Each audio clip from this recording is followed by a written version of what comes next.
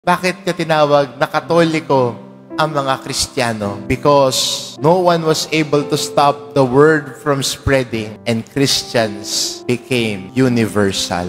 Dumami ang mga Kristiyano dahil sa pagpapahayag ng mabuting balita. Dumami ang mga nananalig kay Jesus dahil hindi na natiling secret ang mabuting balita. Kaya ang mga Kristiyano tinawag na Katoliko. Marami, kahit saan, universal. Kaya maganda rin para sa atin, no? Mula sa inspirasyon ng santo na pinagdiriwang natin ngayon, na siyang unang mga deboto, unang mga Kristiyano at nanalig kay Jesus, hindi na natili para sa kanila ang mabuting balita, kundi binahagi nila sa bawat tao hanggang sa dumami ang mga Kristiyano at nanalig kay Jesus. At patuloy pa rin ang misyon natin bilang mga deboto ng Poong Nazareno ngayon. Ibahagi ang mabuting balita ni Jesus. Ibahagi ang kanyang salita at ang salita niya tulad na nagbigay buhay sa atin, magbigay buhay din sa iba.